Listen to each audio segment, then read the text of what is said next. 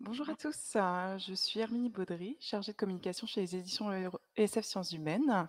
Et donc, j'ai le plaisir de vous accueillir à la conférence Migrants et interculturalité en psychologie avec les psychologues cliniciennes Yvidor et Odile Révérend-Coulon, auteurs du livre Le migrant et sa famille, défis interculturels en psychologie clinique. Je vous remercie à tous d'être aussi nombreux ce soir. Vous avez été près de 900 à vous inscrire à cet événement. Nous allons donc vous présenter l'ouvrage d'Yvidor et Odile Révérend-Coulon. Pardon. Hop, vous allez voir donc le livre Le migrant et sa famille, publié aux éditions SF Sciences Humaines en 2019, est disponible donc en librairie et sur le site des éditions SF Sciences Humaines. Il est disponible en version papier et en version numérique. N'hésitez pas, si vous l'avez déjà lu, à nous le faire savoir dans l'onglet sondage en haut à droite du chat. Vous pouvez répondre à nos petites questions par curiosité. On aimerait bien savoir si vous l'avez déjà lu ou si vous souhaiteriez le lire plus tard. Alors, le déroulé de cette séance. Donc, nous allons d'abord avoir une introduction par Sophie Corot, directrice des éditions SF Sciences Humaines. Et ensuite, nous passerons donc à la conférence avec Yvidor et Odile, qui échangeront donc sur le thème de la migration et de l'interculturalité. Enfin, elles prendront le temps de répondre à vos questions. Vous pouvez utiliser donc l'onglet à droite du chat. Vous avez aussi un onglet questions. Pensez bien à poser vos questions dans cet espace parce que dans le chat, en fait, on ne pourra pas prendre en compte vos questions. Donc, il faut bien le mettre dans l'onglet questions. Et si jamais votre question a déjà été posée, vous pouvez faire remonter la question qui vous intéresse en cliquant sur le triangle à droite de la question concernée. Nous essaierons de faire passer en priorité les questions qui auront eu le plus de votes. Et nous ne pourrons malheureusement certainement pas répondre à toutes les questions, mais on essaiera d'en traiter le maximum possible. Je passe donc la parole à Sophie Corot, directrice des éditions ESF Sciences Humaines, qui va vous présenter un petit peu les auteurs et le livre. Bonsoir à tous et tous. Je vous remercie toutes et tous très chaleureusement d'être aussi nombreux derrière vos écrans pour suivre cette conférence qu'Odile Reverand-Coulon et Yvidor ont proposé d'animer. Leur travail de recherche, appuyé sur leur pratique de psychologue clinicienne, a donné lieu à la publication du livre Le migrant et sa famille, défis interculturels en psychologie clinique, publié chez ESF Sciences Humaines. Au cours de la conférence de ce soir, Odile Reverand-Coulon et Yvidor vont nous présenter le fruit de nombreuses années de réflexion, toutes deux travaillent en effet depuis longtemps auprès des migrants sur le sujet de l'interculturalité. Je vais maintenant vous les présenter en quelques mots. Odile Reverand-Coulon est psychologue clinicienne interculturelle de sensibilité psychanalytique. Elle est aussi anthropologue africaniste. Dès les années 80, Odile Reverand-Coulon enseignait déjà dans ce qui était à l'époque le premier DESS, le nom du Master 2, créé en France. Le DESS, donc, de psychologie interculturelle et éducation à l'Université de Toulouse. En 2000, elle a créé un diplôme universitaire de psychologie interculturelle à Bordeaux. En 2011, Odile Reverand-Coulon a publié avec sa collègue Zora Guerraoui un livre collectif intitulé Transmission familiale et interculturelle. Aujourd'hui, elle est maître de conférences honoraire à Bordeaux et chercheur au laboratoire des cliniques psychanalytiques et interculturelles à l'université Jean Jaurès à Toulouse. Yvidor, qui nous fait la gentillesse de nous accueillir ce soir pour cette conférence, travaille elle aussi sur les questions de migration dans une perspective systémique depuis 20 ans. Elle a d'ailleurs nommé son approche l'approche systémique interculturelle. Docteur en psychologie, enseignante à l'Université de Bordeaux, Yvidor a publié dès 2010 un premier ouvrage sur le thème Famille entre deux cultures, dynamique relationnelle et prise en charge systémique. Yvidor est psychologue clinicienne à Bordeaux. Elle est coordinatrice pédagogique du DU de psychologie interculturelle à l'Université de Bordeaux. Yvi est aussi membre du comité de rédaction du journal des psychologues et elle est auteure d'ouvrages et d'articles sur ce sujet. Comme vous le voyez, le thème de cette conférence, Migrants et interculturalité en psychologie, est bien sûr d'une actualité forte et c'est pour ça que vous êtes aussi nombreux ce soir. Mais vous l'avez compris, c'est un sujet de réflexion et de pratique mené depuis de nombreuses années par nos deux conférencières. Je laisse maintenant la parole à Herminie Baudry, chargée de communication chez ESF Sciences Humaines, qui va animer cette soirée. Je vous souhaite une excellente conférence à toutes et tous. À toi, Herminie. Merci Sophie. Alors, bonjour Evie, bonjour Odile. On va démarrer. Première question, déjà votre livre s'appelle Le migrant et sa famille. Alors pourquoi le terme migrant au pluriel pour cette conférence migrants et interculturalité en psychologie? Parce que dans ce livre, déjà, on parle de plusieurs types de migration et de plusieurs migrants. Et puis, on a utilisé le terme de migration de manière générale pour parler de tout déplacement, de tout exil. Et en fait, quand on parle du migrant, il faut savoir de quel migrant on parle. Et c'est souvent le sujet lui-même qui va pouvoir se raconter. Donc, quand on parle migrant, on doit aussi se dire que c'est une rencontre qui nous permettra de comprendre de quel migrant on parle. Parce que on pourrait se dire que de quel migrant on parle, c'est lié aux motivations migratoires. On pourrait se dire encore dans les temps d'aujourd'hui, c'est lié au type de déplacement, c'est-à-dire si on vient en avion, si on prend un bateau, si on traverse avec une légalité ou avec une illégalité. Ces motivations, elles sont bien sûr très importantes, mais c'est surtout le ressenti aussi du sujet qui va nous dire de quel migrant on parle. Et puis, on aurait tendance peut-être à penser aux migrations du type expatrié, où les personnes, elles ont un certain confort logistique, quelquefois aussi économique, d'organisation de vie. Néanmoins, ces migrations aussi sont source de souffrance pour certaines personnes parce qu'elles représentent aussi perte, manque, absence, besoin d'adaptabilité, etc. Donc, l'idée de migrants au pluriel nous semblait plus adaptée pour parler de ces nombreuses migrations et donc chaque migration étant unique. Oui, en effet, et d'abord bonsoir tout le monde. Et puis, en effet, ce que Evie explique est d'abord fondamental. Et ensuite, j'ajouterais que, et en lien avec ce qu'elle vient de dire, bien évidemment, heureusement, que tout dépend de l'histoire individuelle de chacun, bien évidemment. Et cette histoire subjective est d'emblée, va donner d'emblée un ton à la migration, à savoir que le migrant va-t-il voyager seul? Va-t-il être accompagné? Va-t-il partir en secret? Va-t-il être soutenu? Va-t-il être même poussé, mandaté par des membres de la famille? Tout cela constitue bien sûr une palette immense de situations diverses, mais parlons aussi de l'âge du migrant, parlons aussi du genre du migrant, est-ce un homme, une femme, etc. Et beaucoup d'éléments qui viennent donc donner une nuance à cette notion de migrant, parce qu'il n'y a pas de migrant archétypal, il y a donc des migrants, et comme le disait Evie, c'est chacun des migrants qui peut nous dire qui il est. Merci à toutes les deux. Et quelle est la dynamique du voyage migratoire? Alors, le voyage migratoire, c'est en soi ce qu'on appelle, enfin ce qu'on a tendance à appeler, on a choisi d'appeler une prise de risque, c'est une aventure. Et du coup, il y a donc énormément d'aléas qui sont là mis en jeu. Et autrefois, mais qui a des conséquences jusqu'à maintenant. Autrefois, il y avait un certain nombre de migrants, alors toujours pareil, on ne peut pas généraliser non plus, un certain nombre de migrants qui partaient pour un travail particulier, voire précis.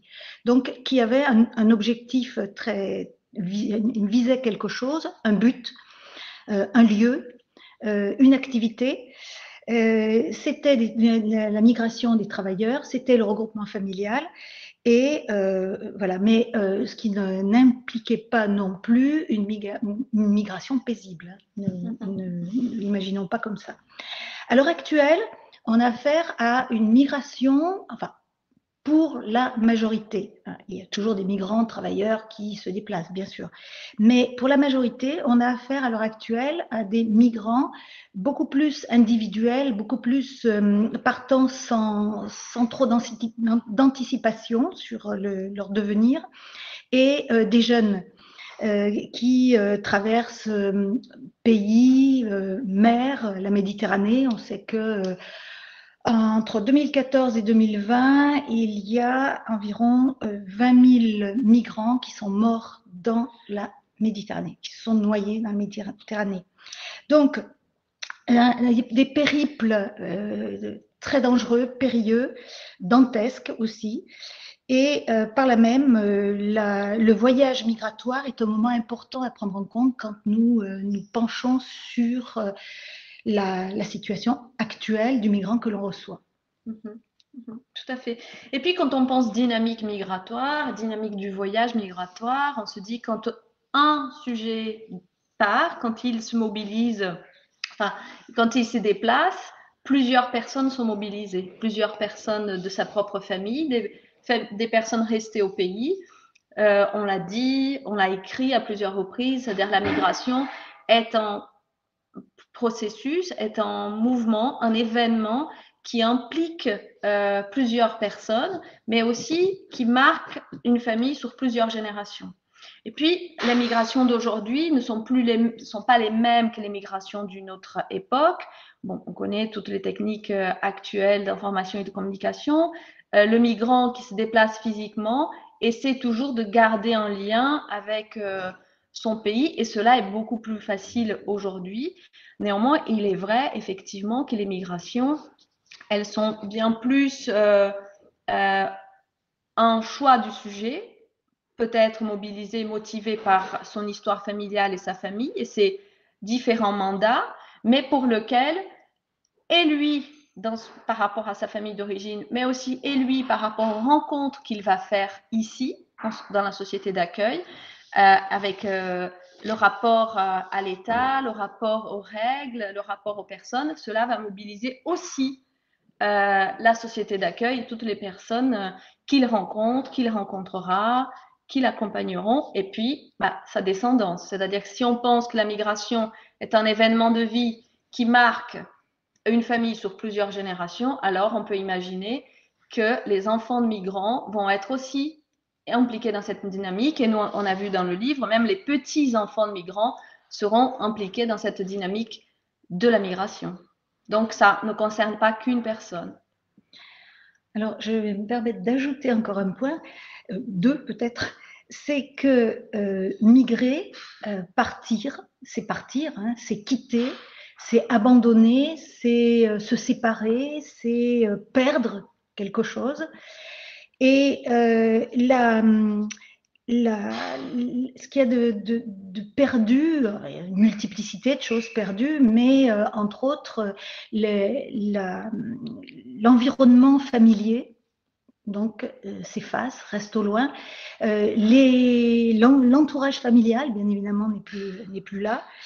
Et donc la migration, ce voyage, c'est le moment déclencheur par excellence d'une déstabilisation et aussi, donc on en parlait à propos des jeunes migrants à l'heure actuelle, jeunes et moins jeunes, mais enfin jeunes en particulier, donc une déstabilisation profonde et en particulier donc traumatisme aussi lié à la migration. Alors je voudrais juste rajouter encore un tout petit point, c'est que la migration, elle est prise aussi dans des politiques collectives et internationales. Alors les politiques en France, mais en Europe et puis dans bien d'autres pays, sont à l'heure actuelle de fermeture des frontières. Et plus le Covid, plus le Brexit, plus etc., les migrations actuelles sont beaucoup plus ardues et complexes et dantesques, j'oserais même dire, que peut-être par le passé. Mais j'ajouterais aussi, je me permettrais d'ajouter aussi que l'incurie des États initiaux, d'où partent les migrants, leur incapacité à garder leur jeunesse est aussi un problème à poser, à ne pas perdre de vue, de mon point de vue. Alors, il y a donc cette importante déstabilisation au moment du voyage et comment est-ce que l'étape suivante se dessine, nous allons le voir. Oui, du coup, exactement, on se demandait, est-ce qu'on est plutôt une société d'accueil ou une société d'échouage, en fait, ici en France, selon vous? Alors, c'est-à-dire qu'on ne peut pas répondre d'une seule façon, ou par oui ou par non. C'est-à-dire qu'il y a plusieurs niveaux et cela va dépendre de la rencontre. Alors, on avait pensé ce terme qui était qu'on a utilisé dans le livre avec l'idée qu'une société d'accueil, c'est une société qui donne au sujet des possibilités des possibilités de travail, des possibilités d'un accueil même sur le plan linguistique, c'est-à-dire qu'il puisse utiliser sa langue d'origine. Une société d'accueil serait une société où les démarches administratives, elles sont peut-être plus facilitées pour quelqu'un qui aurait des difficultés à faire avec cette réalité nouvelle des papiers, etc. Par exemple, il y a beaucoup de migrants d'Afrique qui viennent d'un pays où les papiers, l'acte de naissance, les actes de décès, c'est pas forcément une pratique très courante. Et puis, si on pense cette idée de l'accueil, on pense forcément aux procédures d'asile, de demande d'asile, où on est dans une procédure qui est devenue très à la recherche de la faute, à la recherche de la faille. C'est la procédure où il faut prouver, c'est la procédure où il faut dire la vérité vraie, absolue, pour un sujet que, en demande d'asile, on connaît bien la situation, c'est-à-dire c'est quelqu'un qui est quelquefois polytraumatisé par le voyage migratoire et pour lequel ce stress post-traumatique rend les choses bien plus difficiles à dire, à raconter dans un récit avec une séquence cohérente, claire et bien évidente pour celui en face. Et puis, il y a tout l'accueil qui est accordé à ces personnes par les professionnels qui quelquefois travaillent dans les CADA, qui travaillent par exemple quelquefois à l'école, dans la petite enfance, même s'il manque de notre point de vue pas mal de formation à ça. Et puis la question de la langue, c'est-à-dire qu'est-ce que le fait que la personne ne puisse pas s'exprimer en langue première, qu'est-ce que ça représente, qu'est-ce que ça veut dire d'un accueil où on ne peut pas parler dans sa propre langue, où on ne peut pas être compris, où on essaie de se faire comprendre mais on n'y arrive pas. Donc je trouve qu'il y a plusieurs niveaux d'accueil et quelquefois, oui, l'accueil ressemble plus à un échouage qu'un accueil, mais je trouve qu'il y a de plus en plus de professionnels qui s'intéressent à cette question, qui s'impliquent et qui essaient, avec les moyens de bord, de faire en sorte que le migrant n'ait pas à faire un deuxième marathon, parce que c'est un peu ce qui se passe, c'est-à-dire il y a la traversée, tout ce qu'on laisse, tout ce qu'on essaie de retrouver, de rencontrer, et puis quelquefois on est obligé de rester avec la valise au seuil de la porte et pendant des années dans cette situation. Donc les personnes qui vont être des personnes ressources peuvent faire en sorte que cet accueil soit un réel accueil. Mais quelquefois, on a l'impression qu'il y en a encore pas mal de choses à faire pour devenir vraiment une société d'accueil. Oui, certes. Et aussi, j'ajouterais que pour qu'il y ait, s'il y a l'accueil, c'est qu'il y a deux protagonistes. Il y a le migrant et puis la personne qui rencontre l'autochtone. Or, d'abord, d'un côté, souvent, on va travailler sur le migrant, essayer de comprendre le migrant, dans le meilleur des cas, ou alors on va attribuer au migrant les difficultés, les soucis, etc. Mais pourtant sont impliqués au moins ces deux protagonistes qui pour qu'il y ait donc accueil, il faut que l'autochtone soit suffisamment amène et capable de comprendre et d'accepter donc qu'il y ait cette personne étrangère, certes, qui n'est pas de la même culture, alors on va revenir sur ce point-là, et qui peut le surprendre.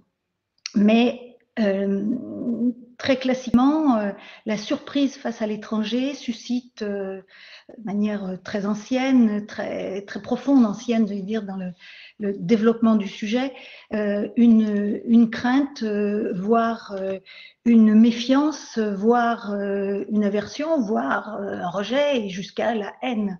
Donc les choses sont toujours a priori, enfin, sont compliquées, mais cela s'ajoute au fait que de plus en plus, dans les migrations actuelles, un autre aspect qui s'ajoute à cela, c'est que, et qui renvoie au terme échouage, c'est que les migrants n'atteignent pas, ils n'arrivent pas dans le pays escompté. Donc, ils sont là, posés là, et aspirent encore à aller plus loin ou ailleurs. Et là, comment investir ce pays intermédiaire, en quelque sorte, sans qu'il y ait, enfin, pour qu'il y ait justement suffisamment donc d'empathie, de relations, d'échanges entre lui et les personnes qui sont là à proximité. Alors, les personnes à proximité sont souvent des structures associatives des personnes qui, engagées généreusement, prêtent attention à ces personnes, mais ça constitue une faible minorité.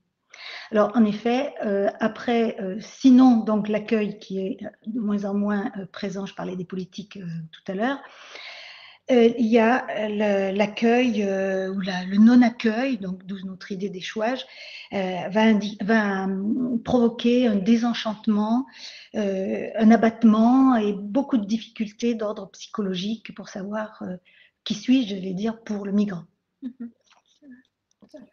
C'est très clair. Merci Odile.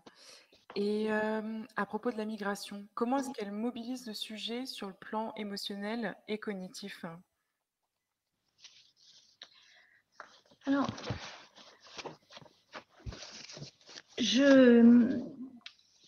il faut repérer que, tout à l'heure nous le disions, la migration suppose une séparation, et quitter et laisser quelque chose.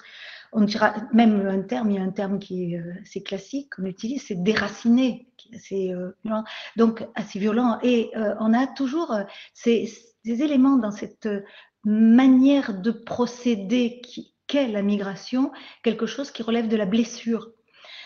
Et ces changements va être bien sûr déstabilisant au niveau cognitif et au niveau affectif. Bien sûr, comment dissocier les deux, mais parce que on mettra l'accent là-dessus momentanément, c'est que le migrant est porteur d'une culture, une culture qu'on dira la culture première, qui est la culture dans laquelle il a grandi, dans laquelle il a établi sa manière de percevoir le monde, d'être au monde, de comprendre le monde. C'est sa grille de lecture, de représentation du monde. Et cette culture première est internalisée depuis la toute petite enfance, depuis la naissance, petit à petit, cette culture va indiquer au sujet la manière donc va indiquer au sujet cette manière d'être avec les autres, les rapports de genre, les rapports d'âge, les rapports de parenté, les rapports sociaux plus larges, etc., etc. Et cela, ce qui n'empêche pas, attention, n'empêche pas au sujet, même s'il a internalisé cette culture, d'avoir une part d'inflexion de cette culture en fonction de sa subjectivité, de son histoire personnelle. Il n'est pas simplement, il capte pas seulement cette culture comme ça. D'abord, qu'est-ce qu'une culture comme ça? Mais il est donc dans cette position de recevoir ce donné auquel il peut échapper, et heureusement pour lui, et heureusement pour tout humain, il y a un système culturel. La culture et psychisme sont coémergents, dit un de nos ancêtres en interculturel, Devreux. Et Et donc, il va être donc pris dans ce premier donné culturel. Et la rencontre avec le second donné culturel sera la première situation, la situation par excellence, qui lui permettra éventuellement de prendre conscience de sa culture. Alors, c'est vrai pour le migrant et c'est vrai pour l'accueillant, enfin, susceptible, avec guillemets. C'est-à-dire qu'on est porteur d'une culture de manière inconsciente. Et donc, on ne peut pas parler de sa culture ou savoir ce qu'est sa culture, puisqu'on est donc, on baigne dans sa culture, une sorte de, je vais dire, seconde nature. Et alors, donc, la culture, certes, c'est aussi, je parlais, c'est le rapport au temps, le rapport à l'espace, le rapport aux autres, les rapports de genre, les rapports, etc. Mais donc, par là même, la langue, les croyances, etc., etc., etc. Et donc, tout cela est mêlé non seulement de savoir-faire, mais aussi d'affect, bien évidemment. Et la langue en est un bel exemple. Et par conséquent, cette situation va mobiliser énormément les affects et va induire aussi des fragilités affectives, des fragilités qui se traduiront par parfois des nécessités de rencontres, justement, dont on parlera peut-être plus tard. Oui, alors comme disait Odile, sur le plan émotionnel, on peut imaginer les effets de la migration qui ne sont pas que négatifs. Il y a aussi cette idée de la découverte, de quelque chose, d'une réélaboration et de trouver une nouvelle place pour soi, pour l'être au monde, mais qui est quand même marquée par la perte, le manque, etc. Et puis, par la nouveauté. C'est migrer, c'est forcément apprendre. Et quand on est envahi sur le plan émotionnel, apprendre est difficile en fait. On ne peut apprendre que si on est libéré pour apprendre, si on est autorisé d'apprendre à apprendre par nos sens, mais aussi par notre état émotionnel. Et donc, tout doit être réappris par le sujet, c'est-à-dire comment prendre le bus, comment s'adresser justement à les enveloppes culturelles premières, elles doivent être remodelées parce que comment je m'adresse à l'autre, comment je demande un papier, comment je suis à table, toutes ces règles qui sont nouvelles représentent beaucoup d'apprentissage nouveau, et quelquefois on entend la difficulté de l'apprentissage de la langue seconde, c'est-à-dire la langue du pays d'accueil, avec des personnes qui disent j'arrive pas à apprendre, je ne peux pas apprendre, je n'arrive pas à apprendre, parce que aussi un envahissement psychique qui fait que c'est difficile d'apprendre. Toujours, je pense, et du coup, les cognitions, elles sont touchées par ces aspects-là. Je pense par exemple à un monsieur, un exemple dans une supervision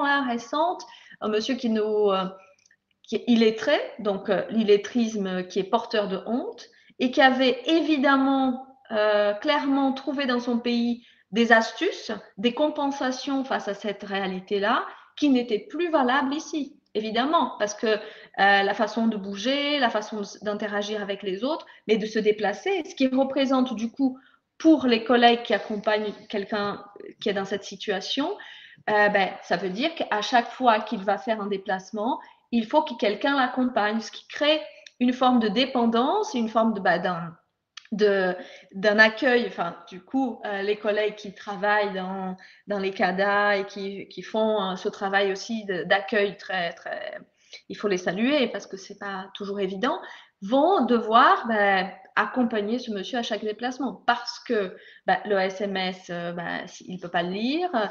S'il y a une difficulté liée à la langue, il peut pas comprendre le message oral. Et donc, les repères sont changés, les repères doivent se reconstruire.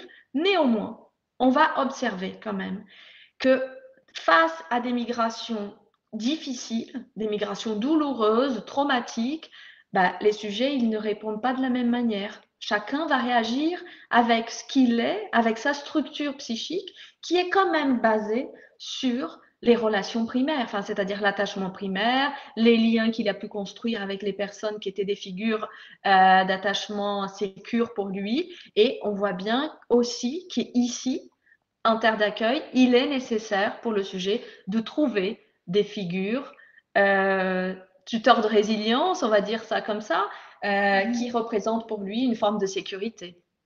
Et s'il n'arrive pas à le trouver, c'est l'insécurité qui l'assombrit.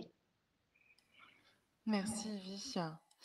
Et sinon, qu'est-ce que vous entendez par interculturalité? Parce que donc on est dans le web conférence migrants et interculturalité en psychologie, mais est-ce que vous pouvez mieux définir ce terme, s'il vous plaît?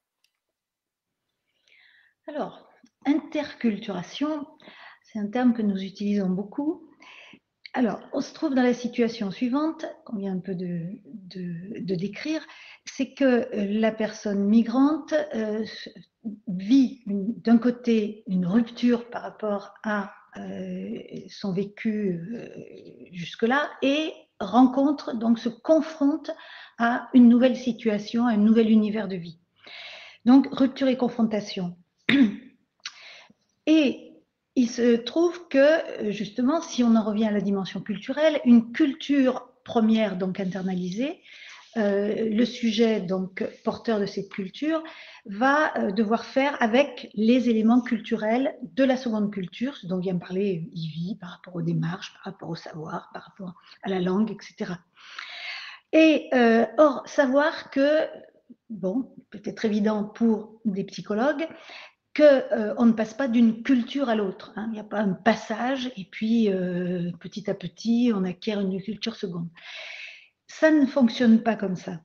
Il y a un mécanisme, des mécanismes psychologiques qui sont à l'œuvre, qui permettent au sujet d'aborder la culture seconde en s'appuyant sur la culture première. C'est ce que nous appelons le tissage entre deux cultures. C'est aussi un mouvement donc psychique, mais aussi mental, d'analogisation entre cultures. Le sujet donne sens à ce qu'il ne connaît pas, ce qu'il découvre, ce qui le surprend dans la culture seconde, à partir de ce qu'il a déjà acquis.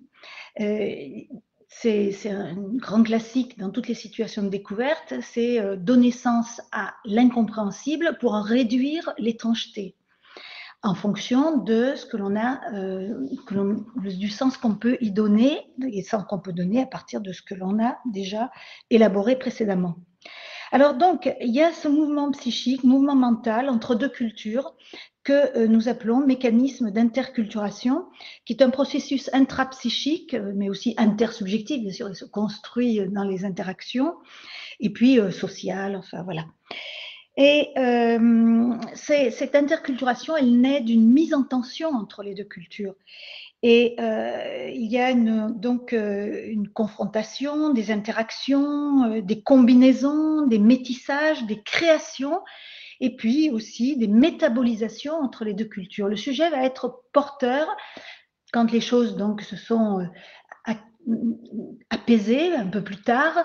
Le sujet va être porteur d'une double enveloppe culturelle. Et les passages de l'une à l'autre sont absolument essentiels. La première culture est comme constitue une enveloppe culturelle qui l'a portée, protégée, contenue jusqu'à maintenant. Eh bien, désormais, il va pouvoir accéder à une deuxième enveloppe culturelle, quand tout se passe pour le mieux, une deuxième enveloppe culturelle qui aura cette même fonction, mais il n'aura pas perdu la première.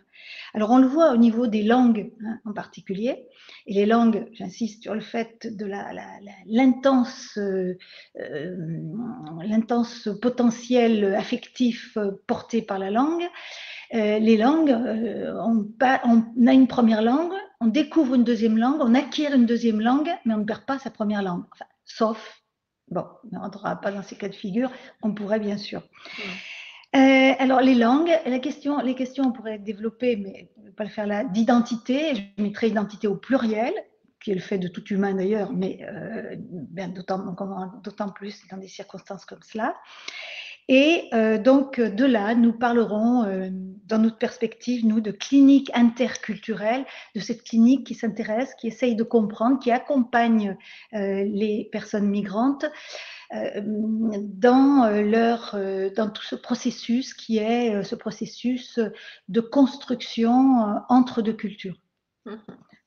Tout à fait. Et du coup, je vous dis que je pourrais poursuivre avec l'idée de la clinique systémique interculturelle, qui est quand même fait partie des éléments de cet ouvrage et que je pratique depuis plusieurs années, avec l'idée du disciple et du pensable. C'est-à-dire que la clinique, le clinicien, le professionnel qui accueille l'autre d'une culture autre, doit d'abord être apte à la décentration, c'est-à-dire à cette capacité à penser, se mettre à côté de son expérience première, dans une forme d'ouverture dans ce qui suppose la rencontre interculturelle. C'est ce brassage, ce métissage, ce mesclage, ce mélange qui va faire que dans l'espace clinique, dans l'espace de la rencontre, à double niveau, c'est-à-dire la rencontre interculturelle, mais aussi la rencontre clinique qui est très intime, c'est comment je serai apte à entendre ce qui dit l'autre et comment dans cet espace je pourrais communiquer à l'autre le fait que ce qui est de lui, de son temps d'ailleurs, c'est-à-dire ce qui vient de son pays, de son histoire, de sa langue, peut être aussi dit dans cet espace et que cet espace n'est pas dédié exclusivement à sa réalité actuelle, au présent.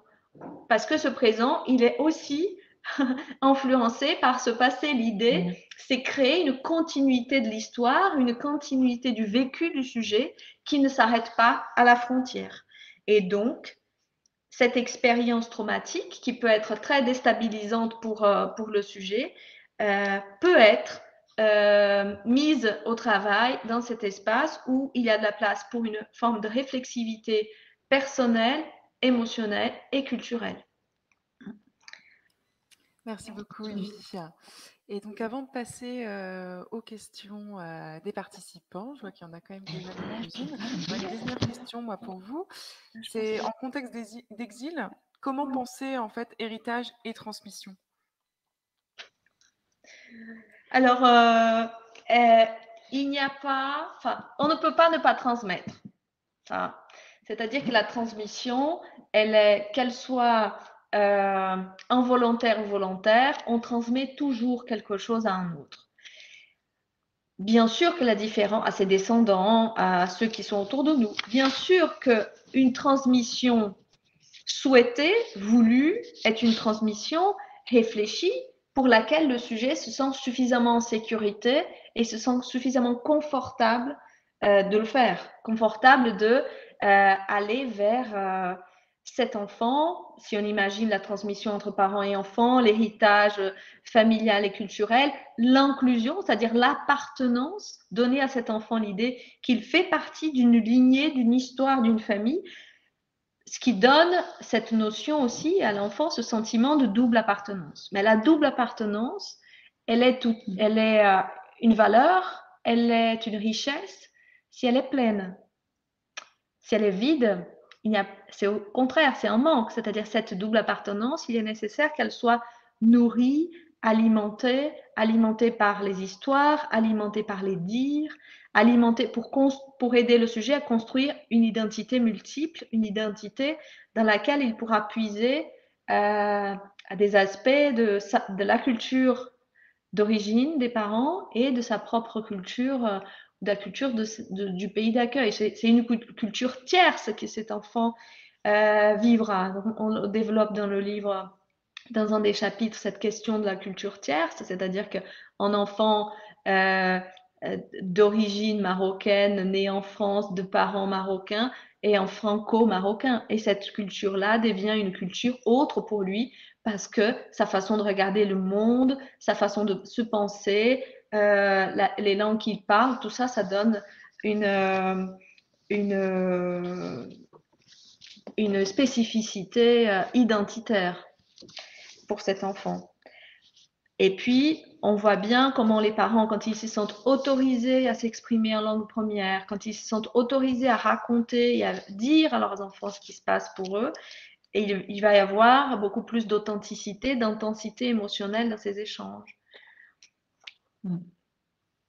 Tu veux que je parle du livre, de cet échange justement sur on discutait avec Odile, cet échange justement au sujet de l'identité, de langue, mais aussi identité partagée, de la transmission.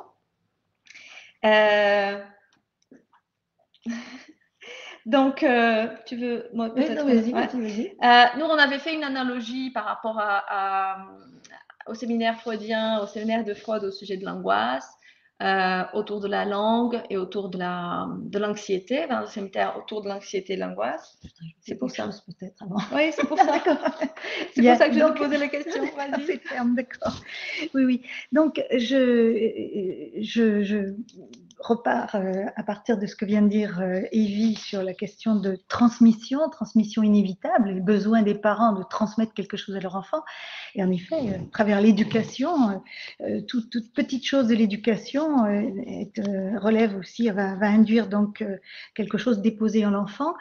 Et mais l'enfant va aussi recevoir d'autres transmissions dans sa culture de vie, qui est maintenant la culture donc du pays dans lequel les parents sont arrivés, sont installés, et de cette culture, par l'école, par les copains, par la vie sociale, etc.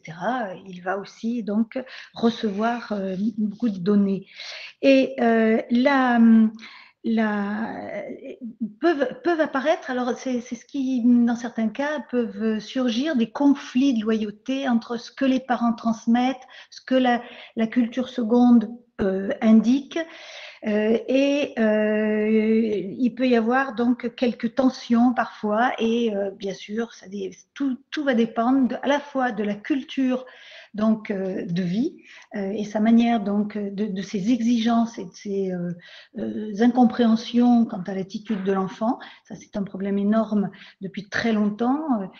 Comprendre qu'un enfant parle une autre langue chez lui devrait constituer pour nous une chance pour tous. C'est une manière donc d'être au monde de manière plus vaste. Et je ne parlerai pas des problèmes des intérêts cognitifs et autres, mais enfin déjà aussi dans la manière d'envisager la vie. Mais en même temps, la difficulté, justement, c'est de demander à l'enfant de se taire, ou demander à l'enfant de tenir ça à l'écart, enfin bon.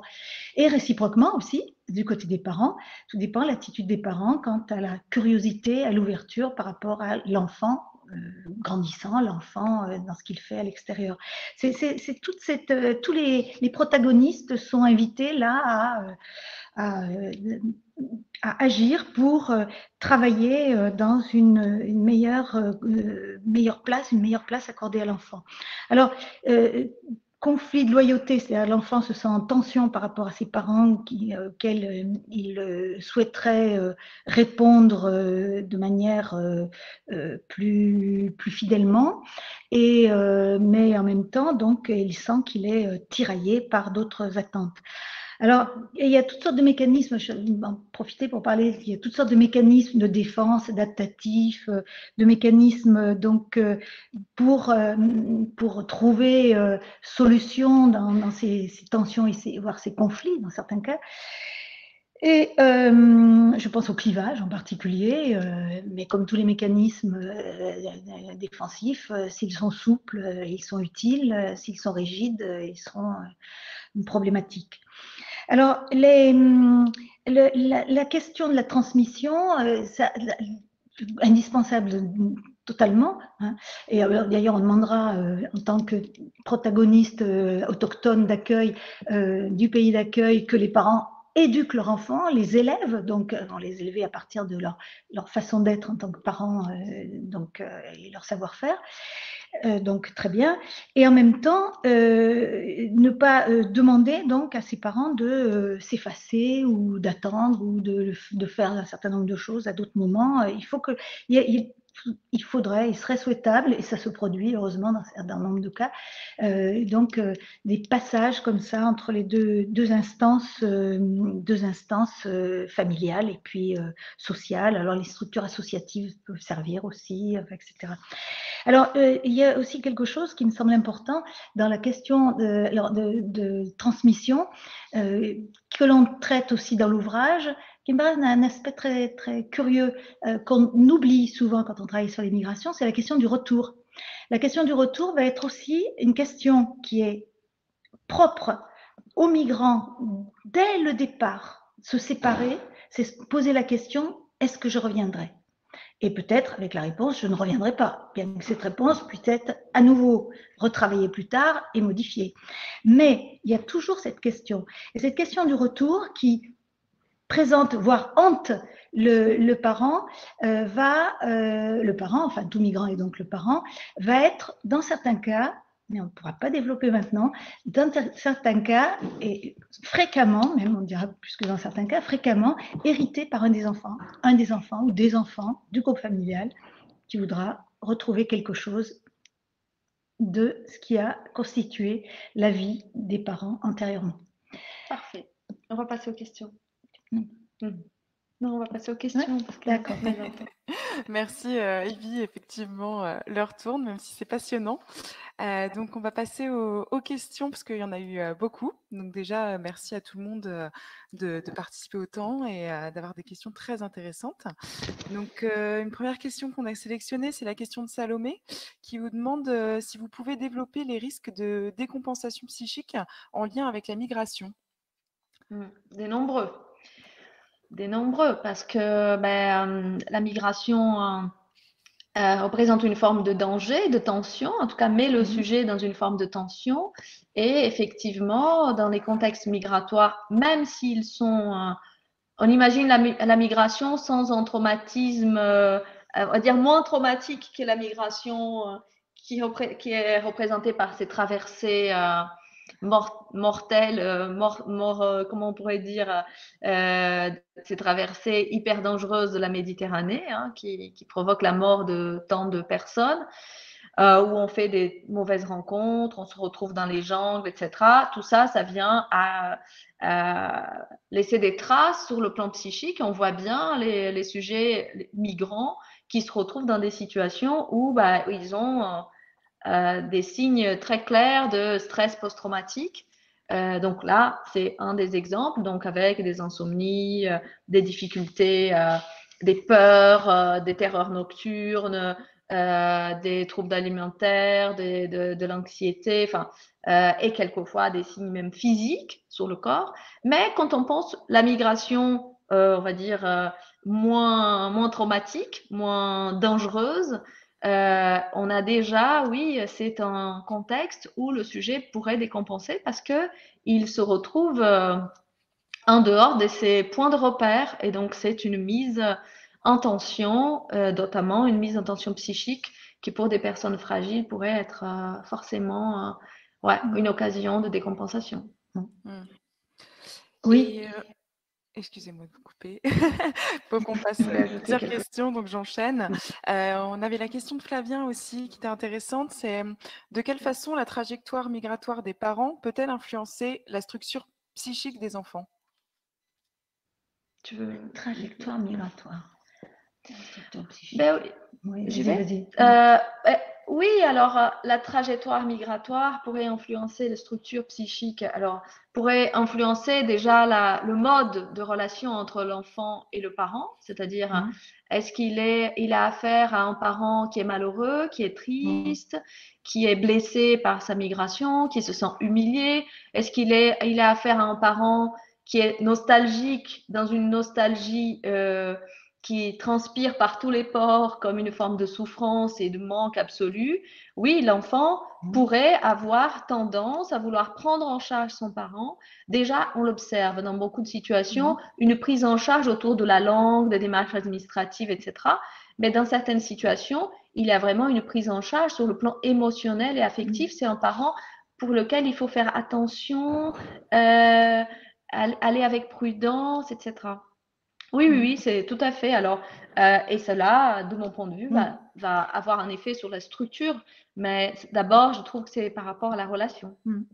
Oui, et on sait combien, de manière assez, si j'ose dire, classique, une mère déprimée peut induire un enfant déprimé, mais dans les situations de migration, si les mères sont tristes, sont malheureuses, ne parviennent pas à entrer en contact et à sentir, à pouvoir s'épanouir dans la culture de vie, elles seront un peu sur la défensive, inquiètes et auront du mal à présenter le monde de manière favorable et donc à l'environnement de manière favorable à leur enfant.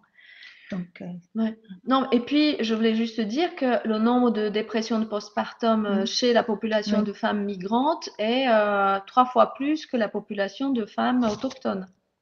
Oui. Merci à toutes les deux. On a Edith qui nous demande qu'est-ce qui manque dans les formations des travailleurs sociaux, d'après vous, comme vous l'évoquiez? Moi, je fais beaucoup de formations professionnelles. Et à chaque fois que je fais des formations sur la question de la prise en charge systémique interculturelle, l'accueil du migrant, moi, j'entends des collègues qui expriment qu'ils sont peu formés à cette rencontre, peu formés aux modalités relationnelles, intrafamiliales autour de la migration, peu formés aux questions de fratrie interculturelle, peu formés à la question justement de la rencontre, comment on entend le migrant, comment on l'écoute, comment on lui donne la parole, l'importance de la langue, toutes ces questions-là. Je pense que oui, moi j'entends beaucoup autour de moi que il y a un manque de formation malheureusement dans ce domaine. Alors, il se peut que cela varie d'un lieu de formation à l'autre, qu'il y ait des ouvertures vers cela de plus en plus à l'heure actuelle, mais il y a eu jusqu'à présent beaucoup de résistance sur cette dimension-là, partant de l'idée que soit chacun en faisait, ou soit qu'il fallait que le migrant rentre dans le rang, je dirais, pour aller rapidement. Par conséquent, il n'y avait pas de particularité à souligner, à retenir pour les migrants. Mais je pense que c'est une étape absolument indispensable. Alors, on parle des travailleurs sociaux, on pourrait parler aussi des enseignants, on peut parler des cliniciens, on peut parler des juristes et peut-être plein d'autres professions qui ne me viennent pas à l'esprit à l'instant. Mais je pense que le phénomène migratoire à la fois concerne tout le monde, ça peut arriver à tout le monde et ça existe de par le monde depuis tout le temps, mais il faut s'y arrêter. Il faut à un moment donné y réfléchir, comprendre, s'arrêter sur toutes les composantes qui constituent ce phénomène quelque part banal, si on n'y est pas confronté soi-même directement, mais qui est éminemment important de comprendre. Merci. Et on enchaîne avec la question de Juliette, qui, comme les précédentes, a reçu l'approbation de pas mal de monde. Qu'est-ce qu'on peut dire des migrants LGBT? Alors, est-ce qu'on pourrait... J'y vais? Oui, parce que je ne sais pas. Alors, je pense que pour les migrants LGBT, on pourrait penser qu'en France, ils seront moins persécutés que dans leur pays d'origine, puisque quelquefois, c'est la raison de la demande d'asile pour certains qui demandent de l'asile. Néanmoins, ils sont aussi confrontés aux difficultés que les LGBT vivent en France. Ce n'est pas aussi dramatique que dans le pays d'accueil, mais dans les CADA, par exemple, dans les centres d'accueil de demandeurs d'asile, quelquefois dans les milieux même de compatriotes, qui beaucoup d'entre eux fuient, évitent, bien sûr, parce qu'ils ne veulent pas être ostracisés, mais quelquefois aussi, cette attaque, cette violence, elle continue par les réseaux sociaux, Donc, je pense que c'est mieux. Je pense que c'est un accueil qui est plus, enfin, on va dire une vie qui est moins dangereuse. Néanmoins, il y a toujours une forme de vigilance autour des rencontres qui peuvent être des mauvaises rencontres, encore une fois, dans les lieux de vie, mais aussi par l'univers des compatriotes, les réseaux sociaux qui continuent à jouer un rôle un peu pour harceler, pour mettre en difficulté. Ouais, je pense que c'est mieux, mais pour autant, le monde ne devient pas merveilleux. Merci. On nous pose aussi la question, quelle est la différence entre interculturalité et transculturalité? C'est la question d'Adi Diatou. Alors, question classique, et heureusement, c'est bien. Il se trouve que nous considérons qu'il y a énormément de points communs, si ce n'est qu'on a eu classiquement l'habitude de travailler, nous, sur ce concept d'interculturalité. Pourquoi? Parce que on travaille depuis donc longtemps, on l'a dit au départ, sur cette problématique interculturelle appuyée à des auteurs comme Devreux, Roheim et autres, donc nos ancêtres qui se sont penchés sur ces questions dans les années 70, et que le terme interculturalité a toujours insisté sur le fait qu'il y a donc deux cultures en tension et qu'il y a des aménagements qui vont se produire, il y a des constructions qui vont se mettre en œuvre entre ces deux cultures. Donc, il y a ces allers-retours d'une culture à l'autre. Et ces allers-retours qui ne se finissent pas le jour où la personne est, entre guillemets, adaptée dans la société dite d'accueil, mais ces allers-retours continueront tout le temps, toute la vie du sujet, et même seront transmis donc aux enfants. L'interculturel. Après, on peut fort bien aussi utiliser le terme transculturel, mais nous préférons ce terme-là. Je pense que par rapport à l'approche systémique, en tout cas moi personnellement, je pense que le terme interculturel est plus adapté parce qu'on va quand même aborder cette question des interactions, des interrelations, de comment chacun va être impacté par l'autre. Et ça, c'est extrêmement systémique, c'est-à-dire qu'on travaille sur la relation, sur l'impact des événements, sur la réalité relationnelle. Donc, dans ce sens, moi, je trouve que le terme interculturel et fait plus écho à ma clinique en tout cas. Alors, il est déjà presque 19h30. Donc, avant de conclure, on va prendre peut-être une dernière question. Désolée pour tous les autres, on ne pourra pas répondre à tout malheureusement, même si c'était très intéressant. Donc, on a Andrea qui nous a posé la question, quelle transmission quand le couple parental est un couple mixte? J'y vais? Oui, vas-y.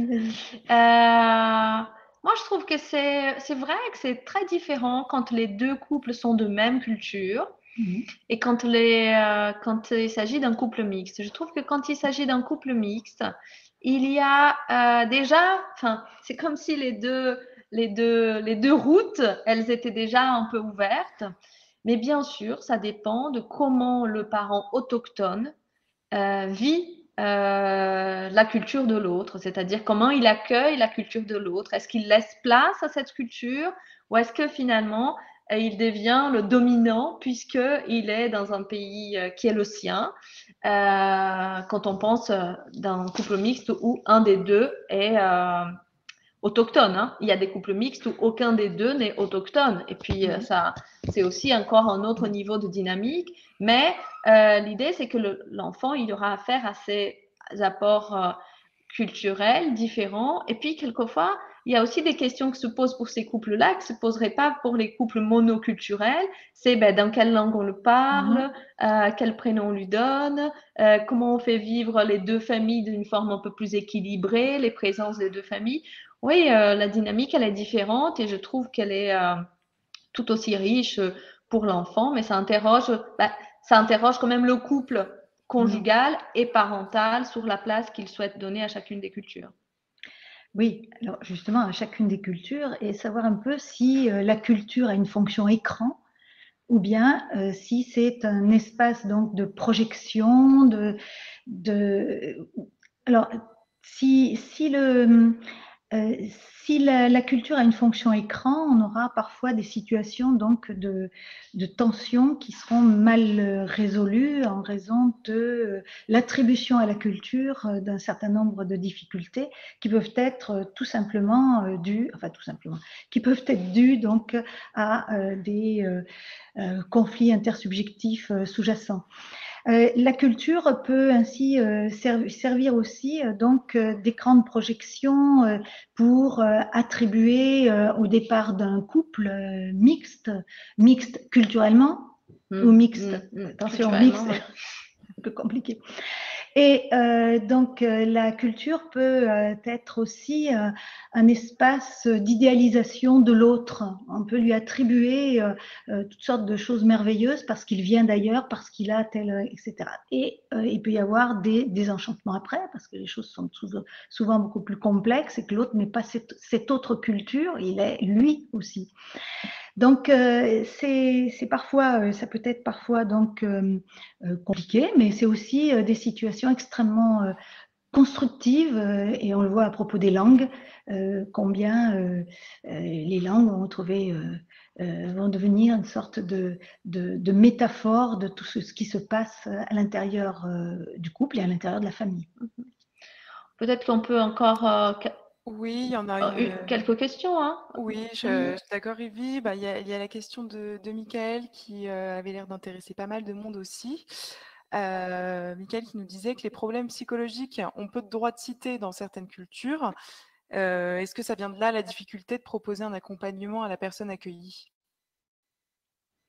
Oui, les problèmes psychologiques, en effet, dans un certain nombre de cultures, d'une part, l'analyse psychologique. Tout à l'heure, on parlait de la culture qui est une grille de lecture du monde, et donc d'analyse, d'interprétation, etc., de représentation.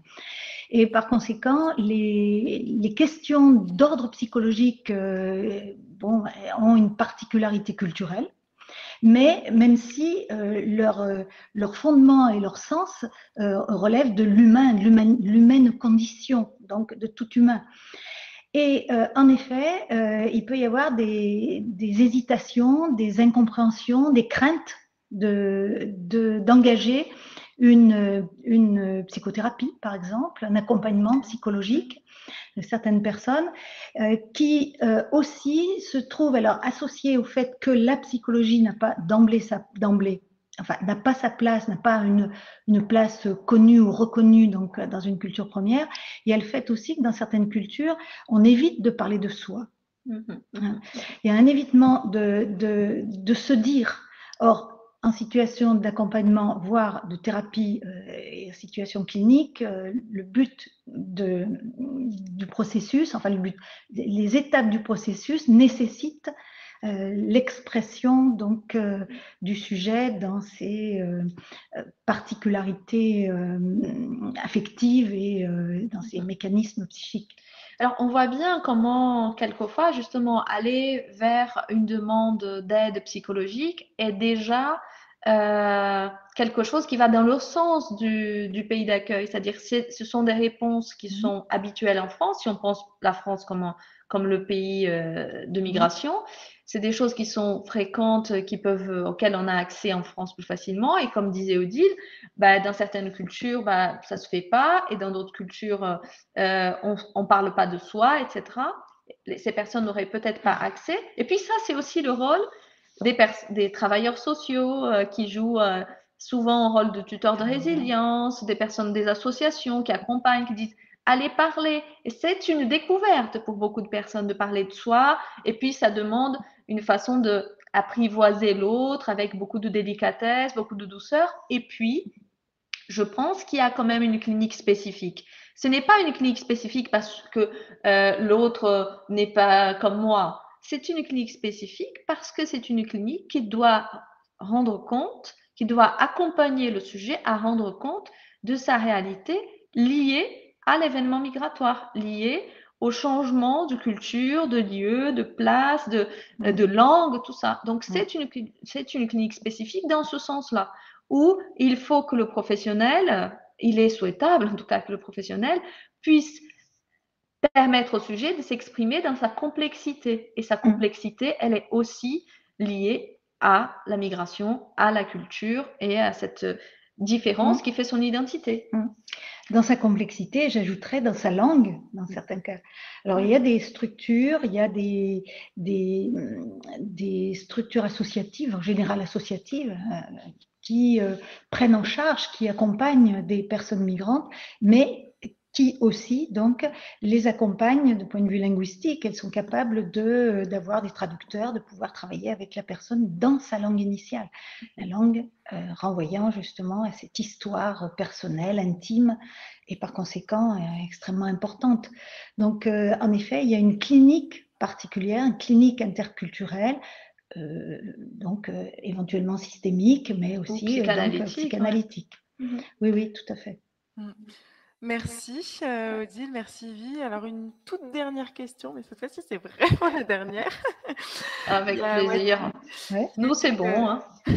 On peut rester encore un peu. Wadi nous dit que c'est très intéressant déjà cette conférence, donc merci, je pense la même chose. Et qui vous demande, mais d'où parlez-vous? Qu'est-ce qui vous touche dans ce passage de frontière? Dans le passage de frontière.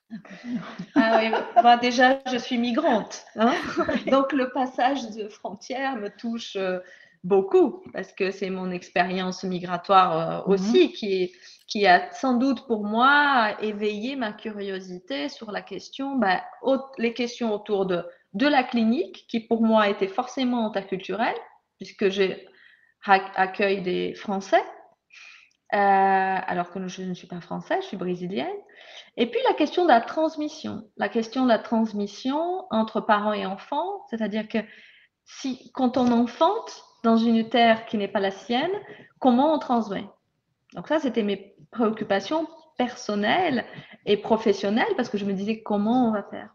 Et puis, il y a la question théorique, tout le questionnement théorique, parce que c'est ce qu'on disait avec Odile là il y a 2 secondes, c'est-à-dire que la clinique interculturelle ou transculturelle était une clinique exclusivement analytique. C'est-à-dire que la base théorique pour cette clinique-là était analytique.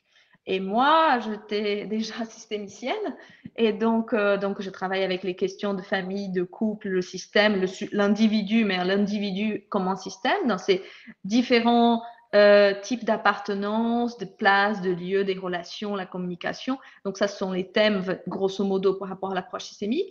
Et je trouvais qu'il y avait une incohérence alors que l'approche systémique travaille sur toutes ces questions et que l'immigration est un événement du cycle de vie et que l'approche systémique travaille sur ces questions-là, je me suis dit comment, et voilà, c'est de cette place-là que je parle, c'est comment l'approche systémique peut être une clinique qui accueille le migrant, Et encore une fois, si on pense la migration comme un processus qui implique les familles sur plusieurs générations, moi, je pense que les enfants de migrants, les petits-enfants de migrants sont aussi touchés par la migration. Pas de la même manière que les parents, mais ils sont aussi touchés par, et puis dans le livre, on a plusieurs exemples cliniques, on parle de comment la migration n'est pas quelque chose qui s'arrête en fait. Tac, j'ai migré, maintenant c'est bon, c'est terminé, ma migration est réglée. C'est pas comme ça. C'est un processus en balancier, ça va et ça vient. Et puis, je pense que c'est un sujet passionnant et à partir du moment où, je crois que quand on met le pied dedans, on a du mal à sortir après. En tout cas, c'était comme ça pour moi. Oui, tout à fait, Evie.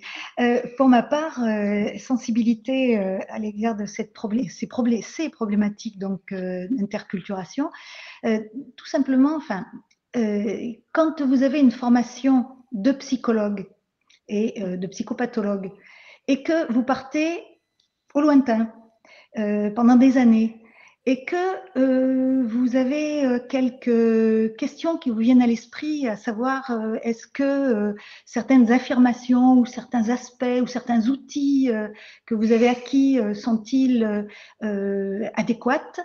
Vous réfléchissez à l'interculturel, vous réfléchissez à ces passages nécessaires et ce travail que vous devez faire vous-même pour arriver à donner un sens plus large que ce que vous avez acquis premièrement pour ma part en tant que psychologue. Et donc voir un peu plus la psychologie de manière dynamique et incluant ces aspects plus collectifs et variés. Merci à toutes les deux. Donc, on va s'arrêter là, malheureusement, même si on a encore plein de choses à dire, j'imagine. Oui, oui. Merci. C'est dommage. Merci Yvi, merci Odile. Merci à vous. Aussi à Sophie Couraud qui nous a beaucoup aidé pour lancer cette conférence. Et surtout, merci à vous tous, les inscrits et les participants derrière vos écrans qui avez posé pas mal de questions. Si vous souhaitez découvrir le livre, je vous rappelle qu'il est disponible en librairie et sur notre site esfscienceshumaines.fr, esf-scienceshumaines.fr. Il est disponible en format papier, au format numérique, donc n'hésitez pas à le commander, à aller voir votre libraire. Et puis, on revient vers vous très prochainement avec peut-être de prochains événements. Voilà, merci à tous. Merci beaucoup, merci pour l'organisation et merci pour toutes les personnes qui ont participé, nombreuses, plus de 930 personnes inscrites. Merci beaucoup. Et merci beaucoup. Et je suis désolée quand je vois toutes les questions auxquelles nous n'avons pas pu répondre et qui sont immensément intéressantes et importantes. Ouais. Faudrait en faire une autre. On va être obligés. Très bonne soirée à tous. Au revoir. Merci. Au revoir. Bonne soirée.